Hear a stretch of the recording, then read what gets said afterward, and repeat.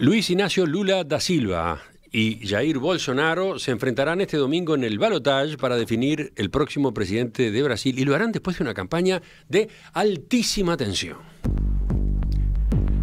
En la última encuesta de Datafolha publicada ayer, Lula tiene 53% de los votos válidos, excluyendo votos en blanco y votos anulados, contra 47% de Bolsonaro. El margen de error, más o menos 2 puntos. Esta semana Bolsonaro denunció ante el Tribunal Superior Electoral un supuesto fraude al señalar que no se había emitido una parte de su propaganda de radio, algo que causó, dijo, un desequilibrio con impacto en el resultado en las urnas. Nós iremos às últimas consequências, dentro das 4 linhas da Constituição, para fazer valer aquilo que as nossas auditorias constataram. Realmente enorme desequilíbrio tocante às inserções. Isso, obviamente, interfere na quantidade de votos no final da linha. Lula, por su lado, advirtió que Bolsonaro podría no llegar a reconocer los resultados. Olha, eu espero que eu ganhando as eleições, ele tenha 1 minuto de sensatez, pega o telefone e me telefone aceitando o resultado da eleição. La campaña estuvo plagada de insultos, desinformación y acusaciones cruzadas de, por ejemplo, canibalismo, pedofilia o vínculos con el crimen organizado. Mientras tanto, otro protagonista fue el Tribunal Superior Electoral, que asumió un rol central en el control de las noticias falsas, lo que hizo que terminara acusado de ejercer censura y de atentar contra la libertad de expresión. Vamos a ubicarnos en Brasil, vamos a buscar un panorama de estas últimas horas de la campaña. Para eso estamos con nuestro corresponsal Marcelo Silva de Sousa. Marcelo, buen día, gracias por acompañarnos. Buen día, Emiliano, buen día para todos los oyentes. Agotado, agitado, ¿cómo ha sido todo? Bueno, una campaña realmente muy movida y como contabas, ha pasado de todo. No tanto desde el punto de vista del escenario de las encuestas. Si uno lo mira, se ha dado más o menos un escenario estable desde que fue resuelta la segunda vuelta entre Lula y Bolsonaro el 2 de octubre, pero sin dudas con los ánimos muy cambiantes y todas las semanas con algún hecho bastante importante que obligó a las dos campañas a posicionarse para la elección de este domingo. Vamos por partes. Yo decía, en el último sondeo de Datafolha, el que se divulgó ayer, Lula tiene una intención de voto de 53% contra 47% de Bolsonaro, y el margen de error más o menos 2. Con ese panorama, ¿la elección, cómo dirías que está? ¿Abierta?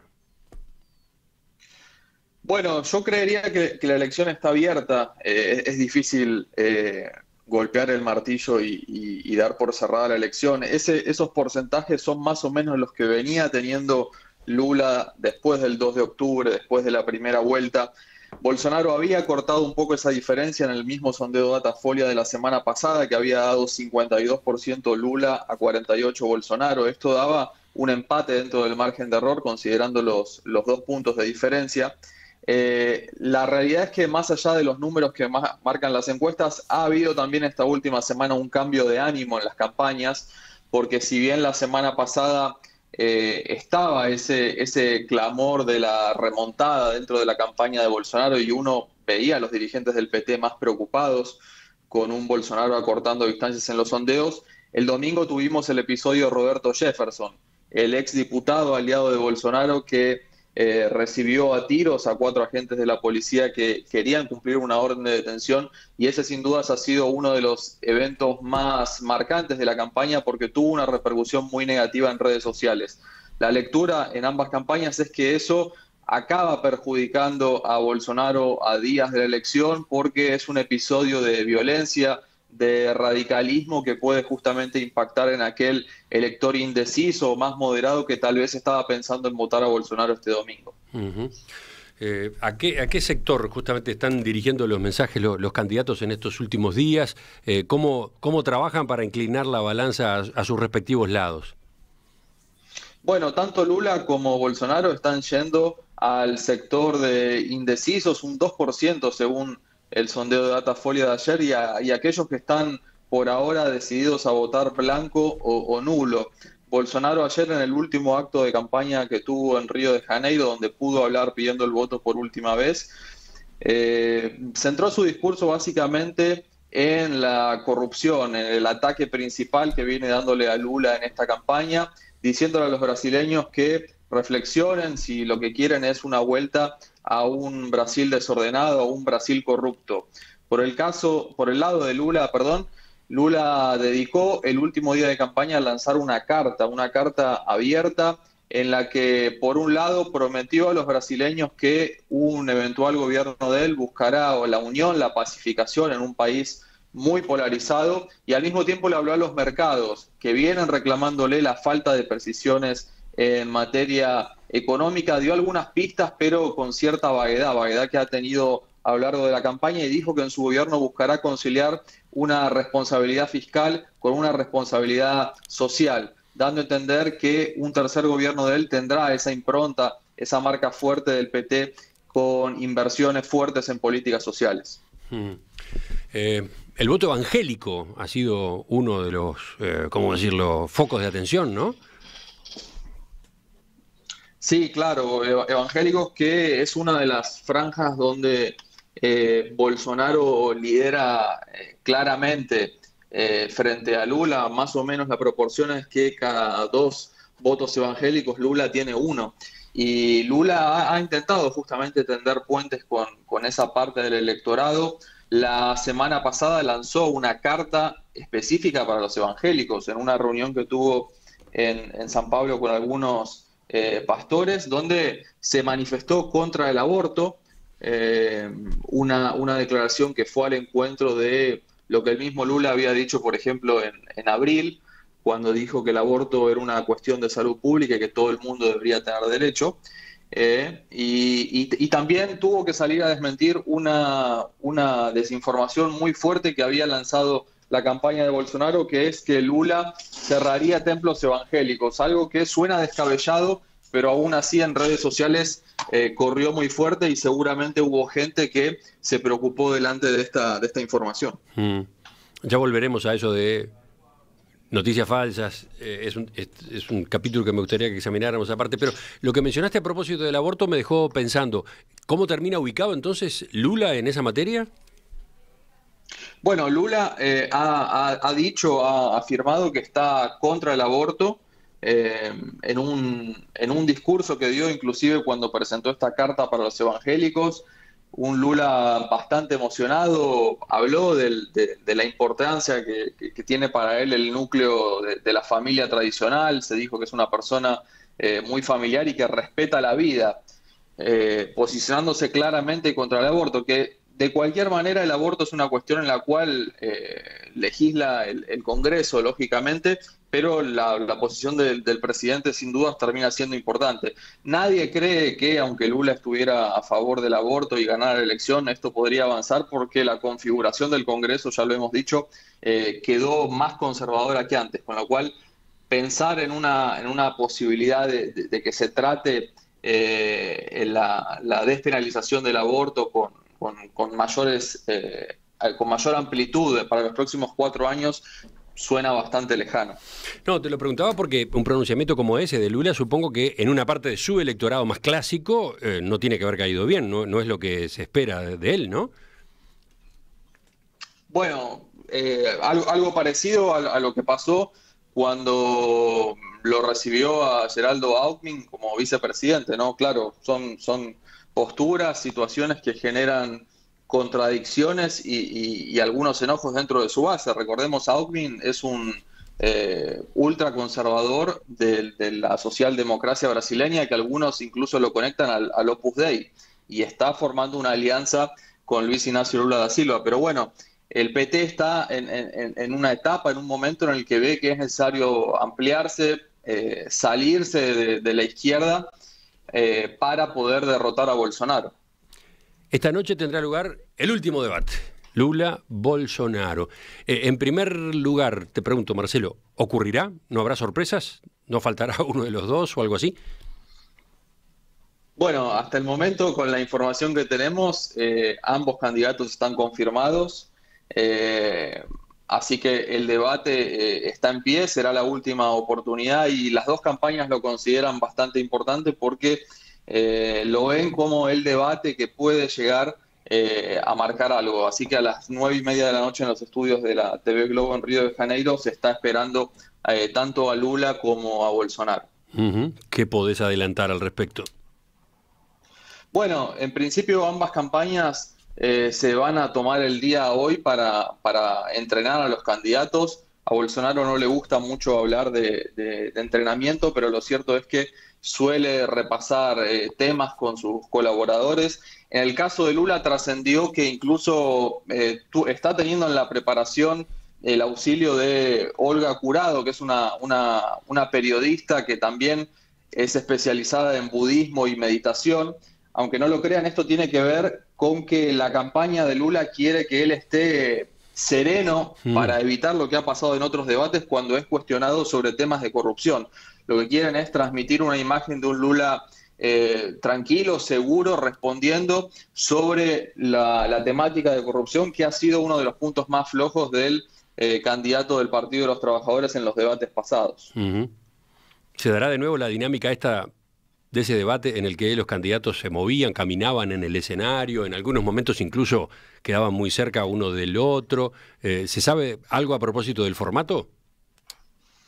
Lo que se sabe es que justamente con el antecedente del contacto físico del debate anterior, eso se va a evitar. No está claro si van a tener alguna división o cómo va a estar delimitado el espacio físico, pero la producción, inclusive por pedido de las campañas, van a intentar evitar que la proximidad entre ambos llegue al contacto físico. Ustedes recordarán el último debate cuando Bolsonaro le apoyó la mano sobre el hombro a Lula. Eso es algo que en principio no debería suceder en el debate de esta noche. Lo organiza en esta ocasión Globo, ¿no? La red de Globo. Sí, la TV Globo, que tradicionalmente es quien organiza el último debate. El clima, decíamos, viene muy enrarecido. Bolsonaro viene sugiriendo que puede haber fraude en favor de Lula. Lula, a su vez, le reclama a Bolsonaro que el domingo de noche reconozca el resultado. ¿Cómo ves estos temores que plantea uno, que plantea el otro? Sí, bueno, es una carta sorpresiva que volvió a jugar la campaña de Bolsonaro esta semana. El lunes mismo, dos colaboradores cercanos que forman parte del núcleo de la campaña de Bolsonaro denunciaron que las radios brasileñas habían omitido 154.000 piezas de propaganda electoral de la campaña, perjudicándolos principalmente en el noreste del país. Hicieron una presentación ante el Tribunal Superior Electoral que dijo que la presentación estaba faltante de pruebas, básicamente, algo que la campaña presentó un día más tarde, pero tras analizar la presentación de la campaña de Bolsonaro, el Tribunal Electoral la rechazó. ¿Por qué? Porque básicamente acusó que el informe en el cual se citaban las supuestas no transmisiones de propagandas electorales estaba basado en una empresa que no es especializada en auditorías y que también tenía cierta vaguedad.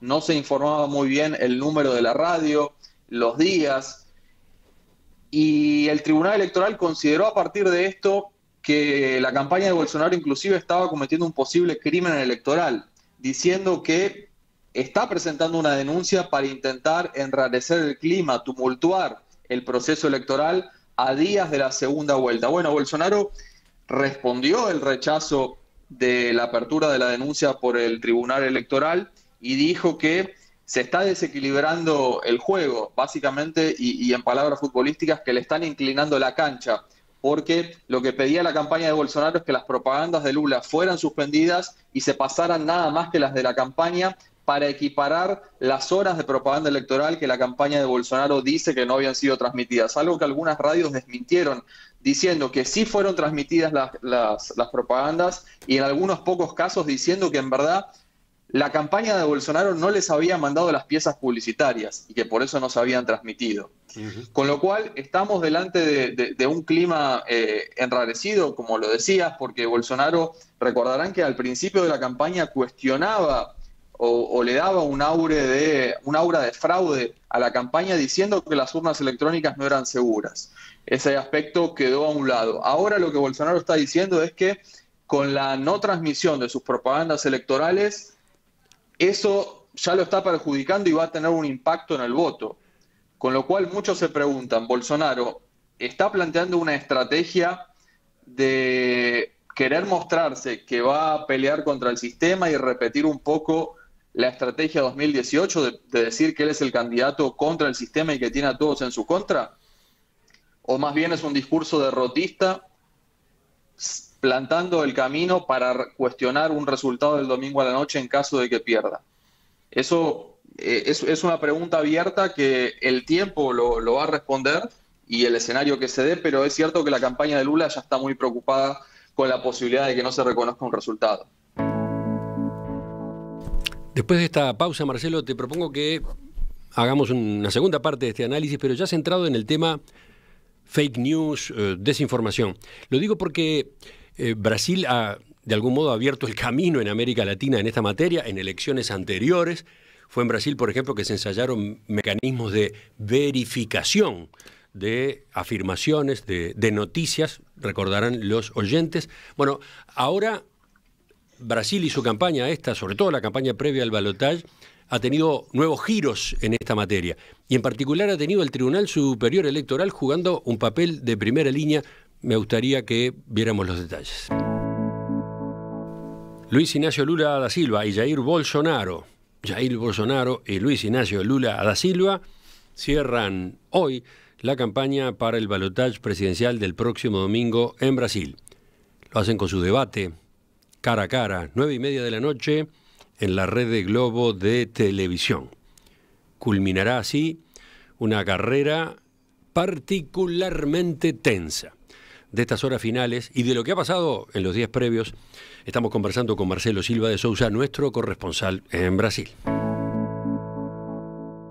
Marcelo, hablábamos de lo crispada que ha sido la campaña, del debate fuerte, pasado de la raya en distintos momentos, pero me gustaría que nos detuviéramos en particular en la guerra de fake news o eventualmente de desinformación que ha habido entre los dos candidatos. ¿Se había vivido algo así antes en Brasil?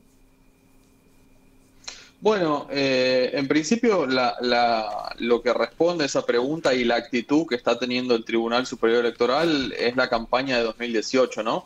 En la cual Bolsonaro se probó como el candidato que venía para explotar como nadie la comunicación por redes sociales, y efectivamente fue una campaña en la cual hubo muchas desinformaciones sobre la campaña del PT, y por eso el Tribunal Superior Electoral quiso adoptar una postura más proactiva en esta campaña, y es lo que está generando cierta polémica. Sí, recordemos que antes de que ocurriera esto, antes de que se planteara esta materia, la de las fake news, la de la desinformación, la relación entre el presidente Bolsonaro y el Tribunal Superior Electoral ya había tenido antecedentes complicados, ¿no? Ahora, en este periodo de gobierno. Bueno, hay que aclarar un punto importante. El Tribunal Superior Electoral, que está compuesto por 8 magistrados, el corazón siguen siendo los 3 jueces de la Corte Suprema, con lo cual quienes guían la pauta del Tribunal Electoral son 3 jueces que van rotando en su mandato, pero en esencia son jueces de la Corte Suprema que, como ustedes saben, ha sido uno de los principales blancos de Bolsonaro en sus casi 4 años de administración. Bien. Ese Tribunal Superior Electoral asumió un papel central en el control de las noticias falsas en los medios de comunicación tradicionales y también en las redes sociales. ¿Cómo es esto? Porque ¿hay legislación que le adjudique al tribunal ese tipo de funciones?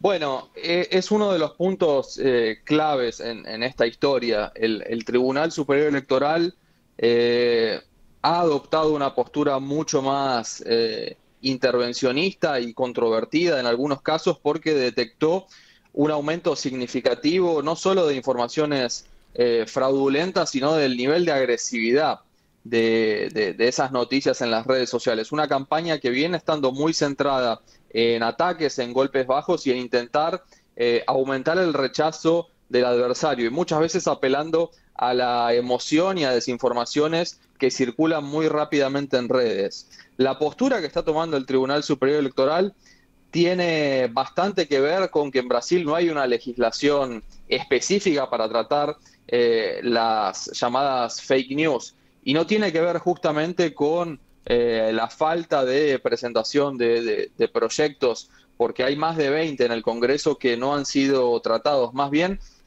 ha habido el último tiempo una falta de voluntad política de avanzar en una legislación específica, y esto ha llevado a un protagonismo del Tribunal Electoral que viene siendo criticado porque sin dudas no tiene la estructura ni tendría naturalmente la potestad para actuar en este tipo de situaciones. Sí, recordemos una noticia que manejamos contigo mismo en estos días.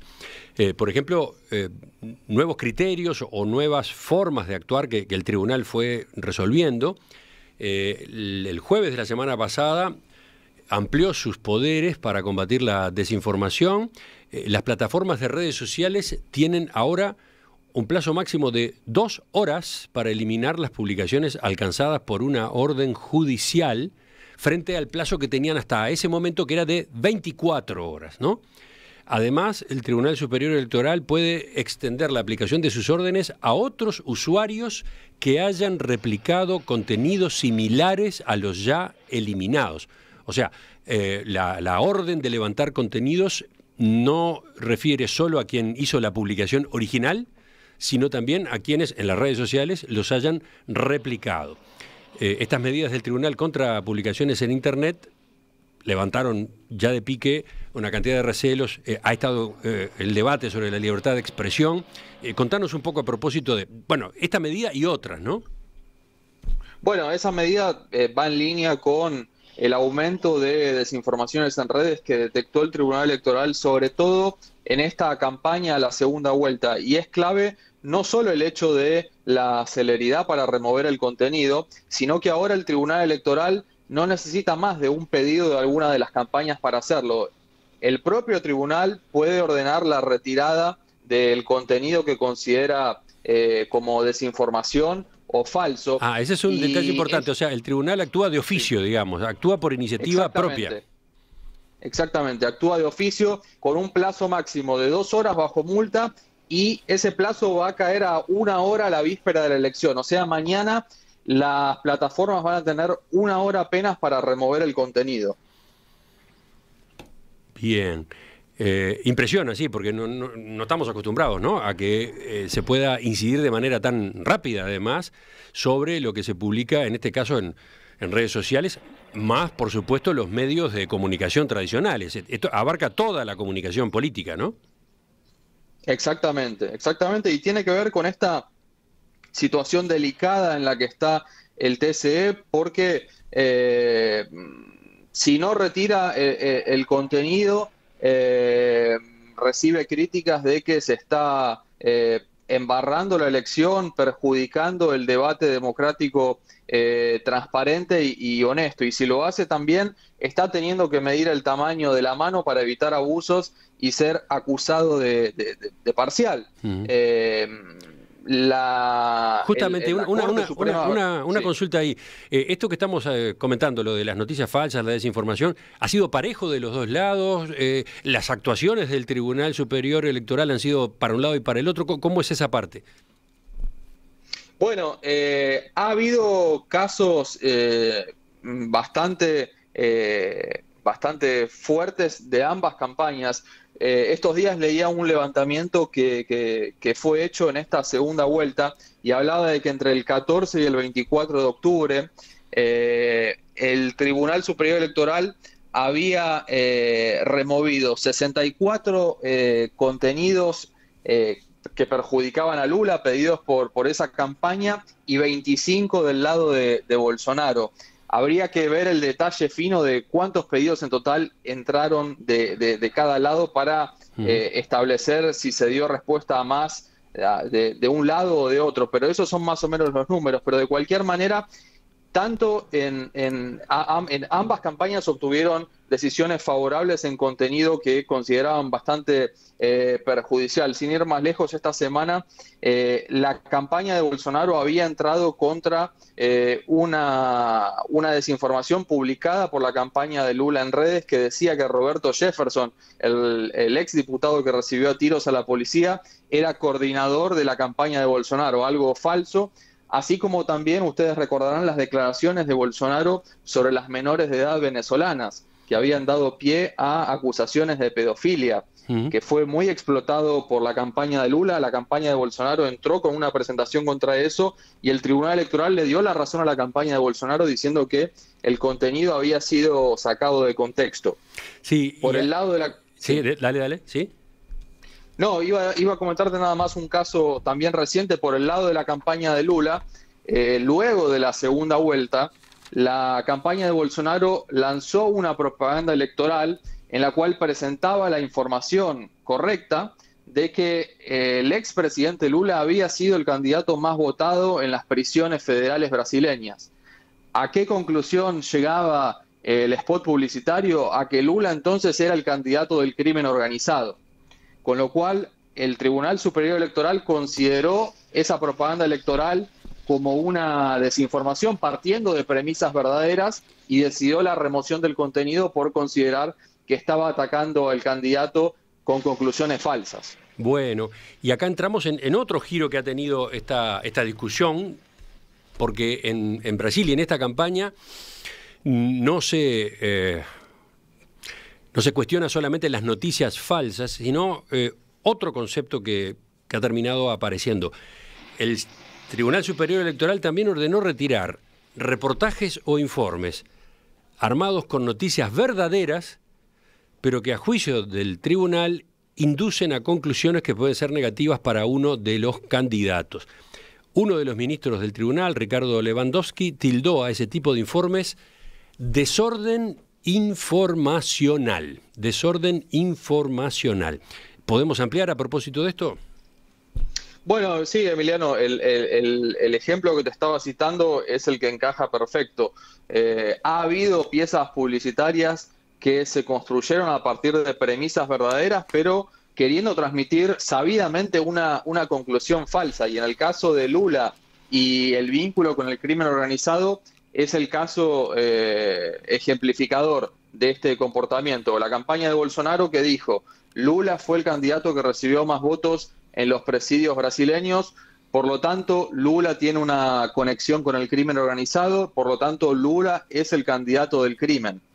Este fue el ejemplo más redondo que el Tribunal Superior Electoral decidió remover por considerar que se estaba partiendo de premisas verdaderas, como el dato de los votos que recibió Lula en presidios, pero alcanzando una conclusión errónea para intentar golpear la imagen del candidato. Sí, yo había visto otro, por ejemplo, en el que se mencionaban los antecedentes de las denuncias penales que se presentaron contra Lula, por las cuales incluso estuvo preso, pero no se agregaba qué ocurrió después con el proceso judicial correspondiente, ¿no? Sí, bueno, la situación procesual de Lula sí ha suscitado también una enorme polémica en relación a cómo había que mencionarlo, ¿sí? Inclusive con una decisión que alcanzó a un noticiero brasileño que tiene bastante afinidad con el bolsonarismo, que se llama Jovem Pan, que recibió una orden judicial de darle lugar a derecho a réplica a la campaña de Lula por haber llamado permanentemente a Lula de expresidiario. La justicia electoral consideró que no es correcto el término porque Lula, si bien estuvo en prisión bajo un régimen de prisión preventiva y tenía todavía una apelación abierta, con lo cual no sería correcto llamarlo expresidiario. Y ha habido cierto tipo de tecnicismos que dieron lugar a debate dentro del Tribunal Superior Electoral con decisiones que no dejaron conformes a todos. ¿Y qué ha pasado con el debate en organizaciones de la sociedad civil, en instituciones de periodistas, de medios de comunicación? Porque también en esta materia el asunto terminó permeando, ¿no? Bueno, con el caso particular ha habido opiniones para todos lados, ¿no? En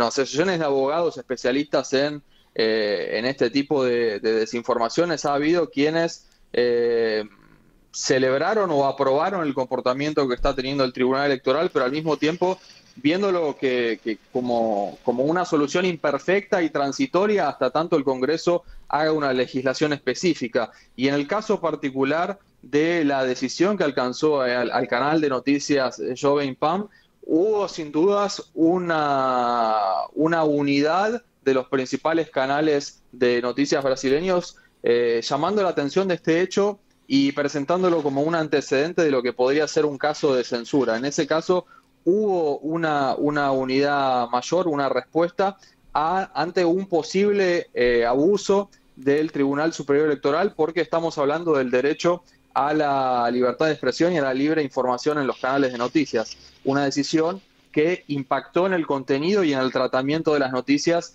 en un canal que es muy visto por seguidores del presidente Bolsonaro. Veía por otro lado un editorial de Folha de São Paulo que le pedía al Tribunal Superior Electoral más parsimonia y que encontrara un equilibrio. La frase entrecomillada es: no hay tribunal independiente sin democracia, pero no hay democracia sin libertad de expresión. Sí, bueno, es ese el debate. Y una frase que a mí me pareció muy interesante con una reciente una decisión de la Corte Suprema brasileña, que la dio la jueza Carmen Lúcia, una de las más experimentadas de la Corte brasileña, dijo que la censura no es lo ideal en una decisión que postergó el estreno de un documental hecho por una productora bolsonarista que se planteaba contar la supuesta verdad en relación al atentado que sufrió Bolsonaro en 2018, una decisión del tribunal que postergó la fecha de estreno para que no impactara en las elecciones, y la ministra dijo que la censura o ese tipo de medida, que no es una censura pero que es una postergación de la publicación, no es la ideal, y que hay que tener muchísimo cuidado con ese tipo de decisiones porque pueden ser un remedio, como está intentando el Tribunal Superior Electoral, o pueden convertirse en un veneno según la dosis que sea aplicada. Para terminar, Marcelo, ¿qué ha pasado con los grandes operadores de Internet? ¿Qué ha pasado con Facebook? ¿Qué ha pasado con Google? ¿Colaboraron en esta campaña de limpieza del debate? ¿Cuál ha sido su actitud? Sí, las principales plataformas han tenido línea directa con el Tribunal Superior Electoral y han acatado las decisiones con mucha celeridad. Recordemos que mucho antes de que iniciara la campaña, hablamos de comienzos de año, todas las plataformas, hablamos de Instagram, Facebook, Twitter, TikTok, habían firmado acuerdos contra la desinformación con el Tribunal Superior Electoral, e inclusive la plataforma más rebelde, que era Telegram, bajo amenaza de ser prohibida o de ser de alguna manera limitada por la justicia si no acataba estos acuerdos, finalmente se acabó plegando, con lo cual ha habido un trabajo de cooperación bastante importante de las principales plataformas de mensajería y de redes sociales con el Tribunal Superior Electoral.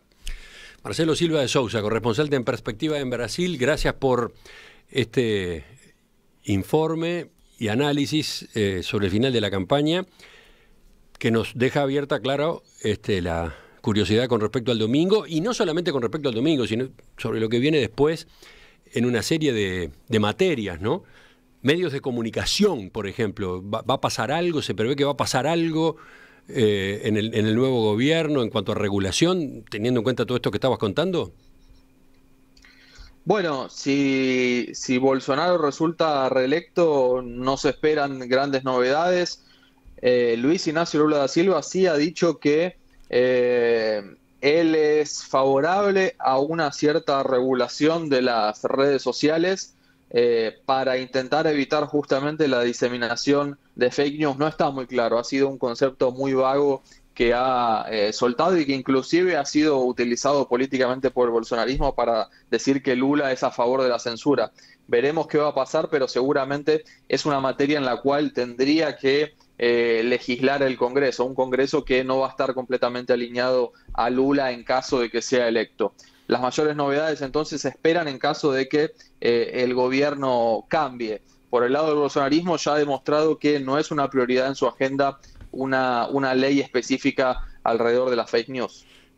Marcelo, que tengas un buen trabajo en el fin de semana y en especial el domingo. El lunes seguramente estamos en contacto de nuevo.